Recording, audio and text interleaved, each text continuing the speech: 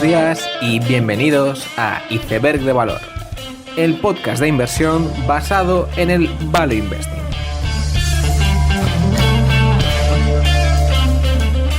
Bienvenidos los amantes de los Circuit Breakers, bienvenidos a Iceberg de Valor.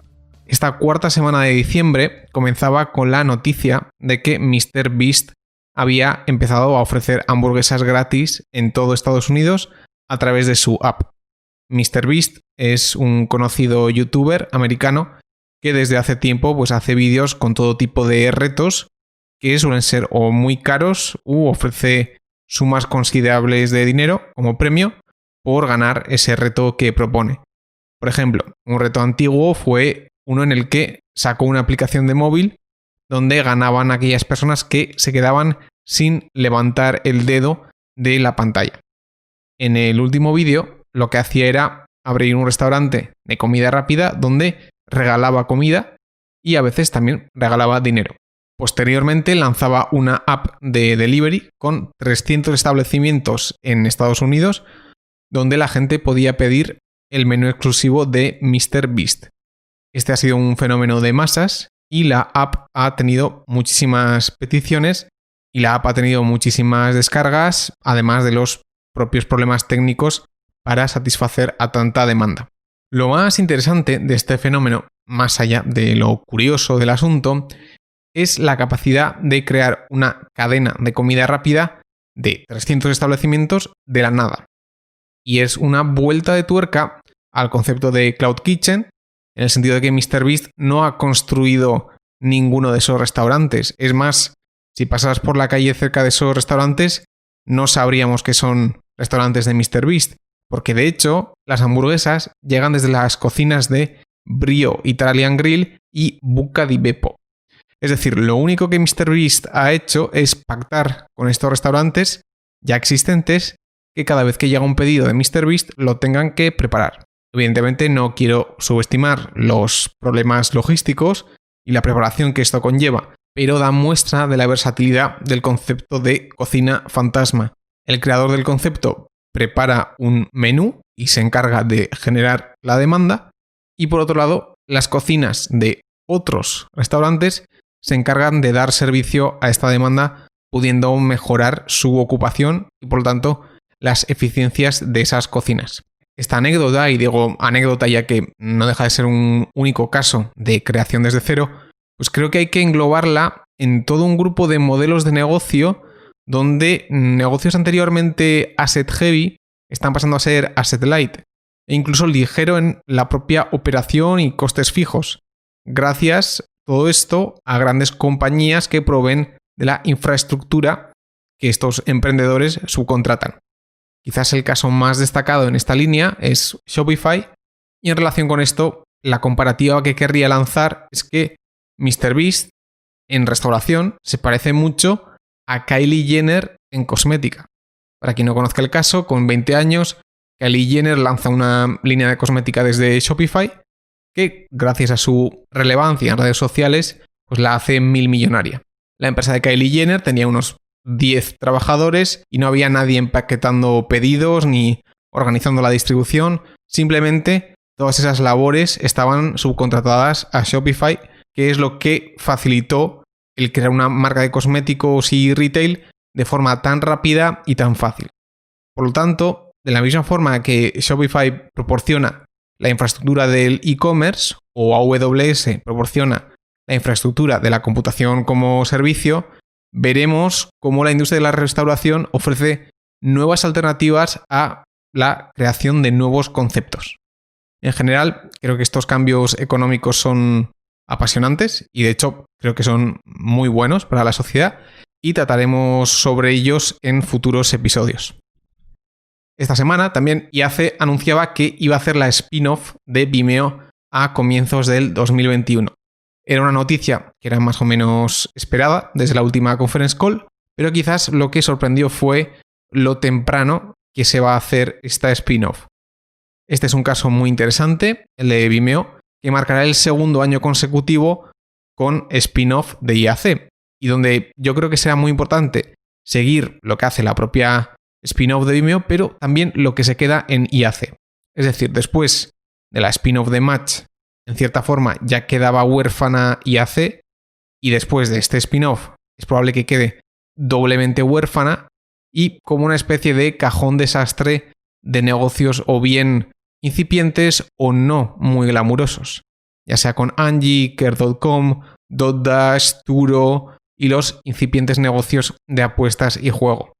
Por lo demás, es el momento perfecto de llevar a cabo la spin-off, con una Vimeo creciendo al 50% y el mercado más caliente de las últimas décadas en el software como servicio corporativo, pues estoy seguro que el mercado tendrá una recepción muy positiva a la cotización de Vimeo en solitario.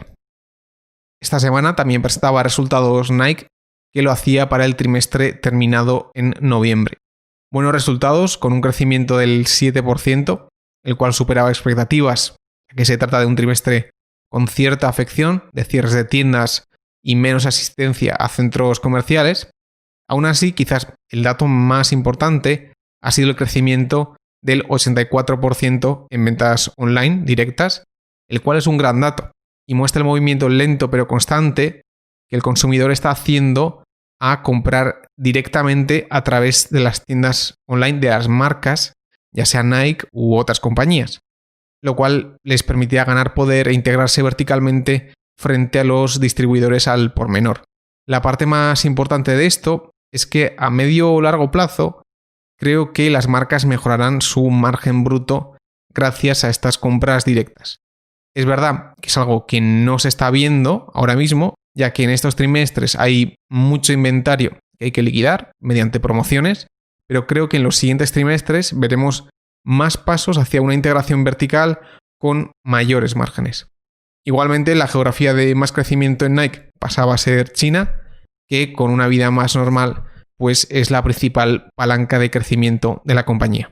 A finales de la semana pasada también salía a cotizar en Oslo una empresa de software para esquiadores llamada Skitude, y su particularidad es que aunque sale a cotizar en Oslo, la empresa es en gran parte española. Es una empresa que surge de la fusión de varias compañías, primero Skiu y Skitude, y luego Liftopia y Spotlio, todas del sector del esquí y que pretenden digitalizar esta experiencia. Skitude tiene 1,8 millones de usuarios y 300 pistas de esquí en su plataforma y tiene como objetivo ser líder en este sector. Así que de esta forma tenemos ya cotizando una curiosa empresa con origen español que capitaliza unos 50 millones de euros y ofrece un software de nicho, un Strava del esquí, y cotiza en Oslo. Finalmente, decir que la semana pasada tuve el placer de participar en el podcast de Value Investing FM con Adrián y Paco, así que si queréis saber más de SPACs, de apuestas, Expel y otros muchos temas, podéis escuchar el episodio de la semana anterior. Y con esto pasamos al último episodio de este año 2020. Quería emplear este episodio para tomar notas del 2020 y básicamente intentar establecer unas pautas de lo que hacer en momentos de pánico en mercados cotizados.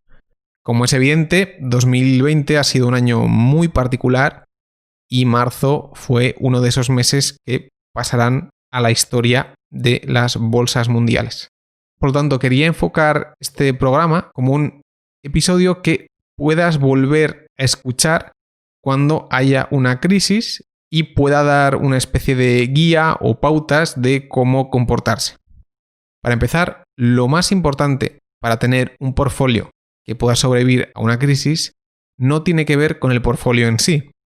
Y es que gran parte del éxito en estas situaciones pues se basa en no vender tu portfolio, o al menos el de no ser un vendedor forzado.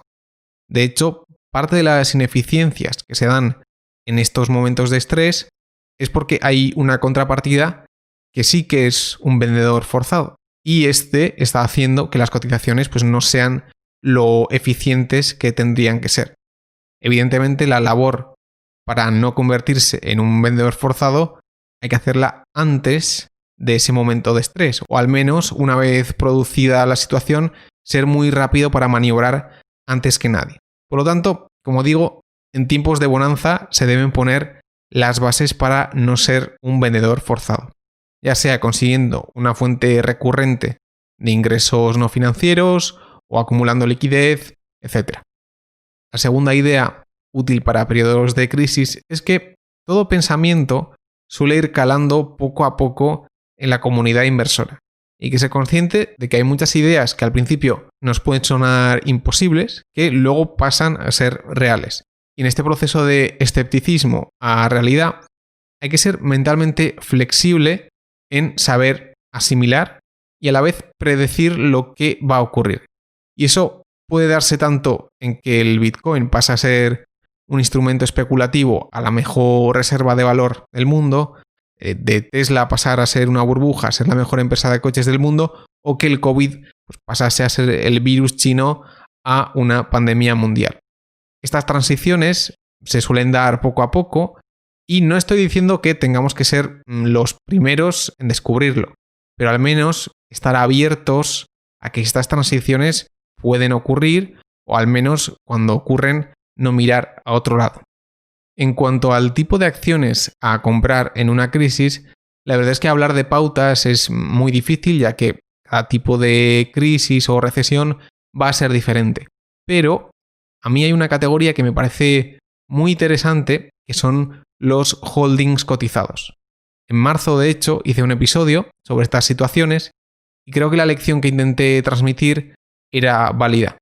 Y lo digo porque, como he dicho, aunque toda crisis va a ser diferente y diferentes empresas se van a ver afectadas, lo que sí que me parece interesante de los holdings es que lo habitual es que en periodos de recesión o de gran estrés, los descuentos sobre sus activos aumenten. Es decir, que el activo subyacente de ese holding esté disminuyendo de valor y a la vez el descuento esté aumentando, haciendo que haya una doble bajada en la cotización de ese holding. Una doble bajada que muchas veces simplemente necesita que el mercado se tranquilice y no necesariamente que suba para que ese descuento se normalice. En el episodio de marzo, por ejemplo, hablé de IAC, que no solo vio bajar a Match y a Angie, pero incluso la propia IAC bajó más que estas teniendo caja neta, lo que hacía que el descuento fuera todavía más flagrante. Desde ese momento IAC se ha revalorizado mucho y lo que es más importante, en la salida de marzo fue la que más fuertemente se revalorizó frente a sus subyacentes. En los trackers de Liberty, ya sea GCI, Liberty Broadband u otros, vemos un caso muy similar. Y en marzo también mencioné el caso de Scientific Games, la cual se fue por debajo del valor de una subsidiaria suya cotizada. O incluso la propia SoftBank, que pasó a estar a un 72% de descuento sobre el NAV. Por lo tanto, un ítem en la checklist de crisis debería ser el de mirar si hay algún holding que nos guste y que esté a un precio interesante y que haya visto su descuento aumentado. Veremos si en la siguiente crisis esto se cumple, pero puede tener sentido que vuelva a pasar, ya que estos descuentos son en parte ventas forzadas. Es decir, en marzo tuvimos circuit breakers en el S&P el 9, el 12, el 16 y el 18. En algunos casos, varias veces. Y esto lo que provoca es que haya gente que se vea obligada a hacer degrossing, es decir, bajar su apalancamiento, lo que produce este tipo de anomalías. Y estos circuit breakers me llevan a mi siguiente punto, que es que una vez de que sean evidentes ciertos signos de gran estrés, y esos signos de gran estrés son que haya algunos circuit breakers, reguladores europeos prohibiendo la venta en corto, pues una vez de que ocurran un par de estos signos objetivos de estrés, es el momento donde es interesante pivotar un 5% del portfolio a apuestas más arriesgadas. No digo que haya que comprar compañías que van a quebrar seguro, sino que, bueno, una vez de que haya esas ciertas señales objetivas, es interesante hacer inversiones o apuestas que quizás pueden irse a cero, pero que ofrezcan muchísimo upside si el mundo vuelve a la normalidad. Y lo importante de estas apuestas sería el de poder estar expuesto a futuros alternativos al contexto de ese momento. Es decir, En el momento de crisis, en marzo, por ejemplo, el mundo casi se acababa y no había casi otra lectura alternativa que sonase seria en ese momento. Sin embargo, sí que había hipótesis que se lanzaban en esos momentos que han acabado siendo razonables, como que, por ejemplo, la pandemia provocaba que los tipos de interés se mantuviesen bajos mucho más tiempo de lo esperado y que, por lo tanto, después de un tiempo sin gastar dinero, la gente estaría dispuesta a comprar más productos y más servicios que antes. En este sentido, creo que es interesante, en estas épocas de crisis, hacer un brainstorming de los futuros alternativos que pueda haber e intentar que tu portfolio gane exposición a esos futuros alternativos a través de apuestas o simples inversiones. Aún así, creo que el ítem más importante de esta checklist de crisis es que en tiempos de estrés es habitual que las empresas se muevan de forma sectorial o temática. Es decir, quizás tú opinas que X empresa está haciendo una transición de ser cíclica a ser más estable, por ejemplo, pero si está catalogada como cíclica, en un periodo de crisis va a caer en conjunto con su etiqueta, que es la de cíclica. O si una empresa cotiza y tiene su sede en España, es probable que caiga de forma muy similar a las demás empresas españolas. Es decir, el mercado no va a discriminar excesivamente las empresas y por eso es importante saber cómo uno tiene posicionado su portfolio en cuanto a estas etiquetas. Pero lo más importante es que cuando pase este periodo de estrés, el mercado sí que va a discriminar las particularidades intraindustria. Y por eso la clave en esos momentos de crisis es encontrar empresas catalogadas como víctimas que luego realmente no lo son. Podemos encontrar múltiples ejemplos de esto en marzo. Por ejemplo, Carvana o Games Workshop. Y mi último punto en esta checklist de crisis es que cuando el horizonte temporal es si va a haber un circuit breaker o no mañana, pues pensar a largo plazo es jugar con ventaja. Y por lo general, la mayoría de empresas del mundo no van a quebrar. Y por lo tanto hay que forzarse a mirar a largo plazo y tratar de aislarse de esa volatilidad del momento. Es verdad que si cae un asteroide o hay un apocalipsis zombie, pues quizás cambie de opinión, pero creo que ante eventos más o menos normales, el mundo prosperará. Y con esto termino los apuntes de una crisis. En resumen, no ser vendedor forzado, estar atento a cómo cambian las percepciones y ser flexible, mirarse holdings y descuentos, hacer apuestas cuando haya señales objetivas de estrés y ganar exposición a futuros alternativos al consenso, buscar las compañías diferentes catalogadas como víctimas y finalmente, sabiendo que la mayoría de compañías sobrevivirá, pensar a largo plazo. Con estas ideas termino el episodio, espero que os haya gustado, dadle like y suscribíos, nos vemos en el 2021, seguid aprendiendo.